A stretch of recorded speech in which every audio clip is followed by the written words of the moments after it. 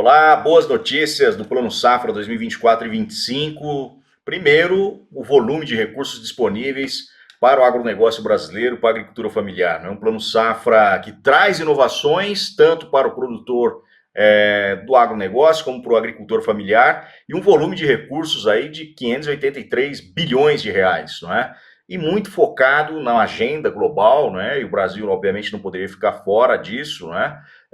Que é a agenda do clima, não é? E do câmbio climático. Então, tem linhas específicas aí voltadas, né, para a produção agroecológica, para a bioeconomia, né, focado no desenvolvimento sustentável, né, e esse volume de recursos aí se divide em mais de 400 bilhões de reais para a agricultura empresarial, né, e 76 bilhões, praticamente, bilhões de reais para a agricultura familiar. E na agricultura familiar tem bastante inovação importante, não é, para a produção do agricultor brasileiro, não é? O programa Mais Alimentos, por exemplo, que é um programa que já tem um tempo de maturação no Brasil, que ele é focado especificamente na aquisição de implementos agrícolas de pequeno porte, né, para suportar a produção agrícola do agricultor familiar, que nós sabemos que é necessário para melhorar a qualidade de vida e a qualidade de trabalho das famílias dos agricultores familiares, não é? Mas, obviamente, não é? Nós sabemos também que para adquirir equipamentos e implementos agrícolas não é tão fácil, não é tão simples, por isso é necessário, né, esse tipo de apoio do governo. Não é? Então, e há uma elevação pelos números oficiais que a gente observa, não é?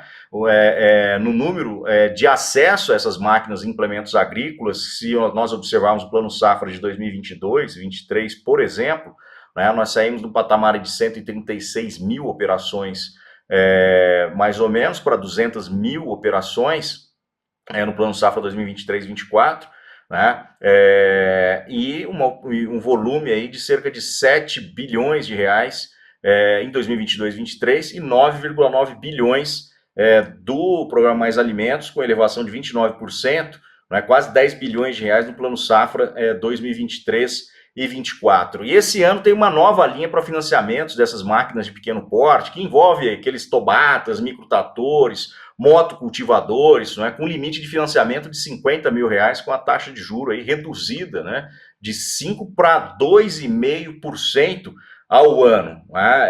Algum desses implementos, como eu já coloquei aqui, além, né, dos microtratores, roçadeira, encilhadeira, estufas, enfim, né, então tem uma elevação aí no volume de recursos, nos tipos, né, de equipamentos a serem adquiridos e contratados pelo agricultor familiar, não é? Também na inclusão produtiva, não é? Os novos limites aí que foram aumentados, não é, para cada família, né, que vai aí dependendo, obviamente, né, da renda, o novo enquadramento de renda aí pode se elevar, né, esses limites para as mulheres até 15 mil reais, unidade familiar 12 mil, e para os jovens, né, 8 mil reais, com a taxa de juros de 0,5% ao ano, não é?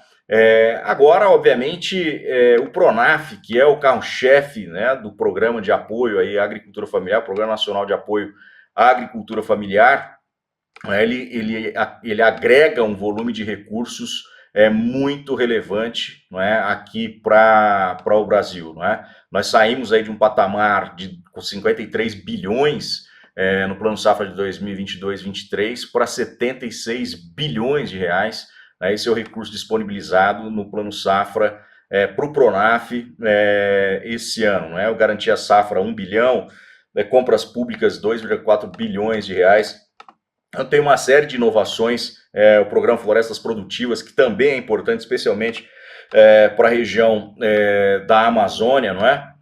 E o aumento aí do acesso ao crédito pelas mulheres, né? Esse acesso ao Pronaf, o chamado Pronaf B, não é? Também tem uma elevação aí que sai da safra de 2023 e 2024 com 6,6 bilhões de reais, não é, para as mulheres, não é? E esse ano, então, com a inovação também, voltada a quintais produtivos, a organização produtiva, só para quintais produtivos tem um volume de recursos aí voltado em torno de 30 milhões de reais, não é?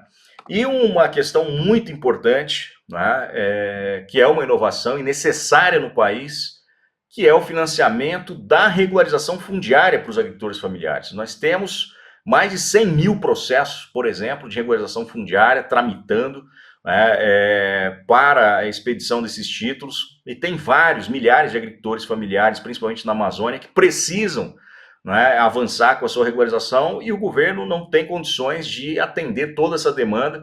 Então, o que a gente observa nessa inovação é a possibilidade, né, do agricultor acessar esse crédito para financiar o seu processo de regularização fundiária. Essa é uma inovação, né? Vejam que o maior programa de regulação fundiária da Amazônia foi lançado no ano de 2009, o programa Terra Legal. Né? De lá para cá o governo tem trabalhado na regularização pelo governo e agora, né, garante recursos, é um volume de recursos importante, né, possível de ser financiado, R$10 mil para cada agricultor, né, para regularização fundiária, com 3 anos de carência, 10 anos para pagar, uma taxa de juros muito baixa também.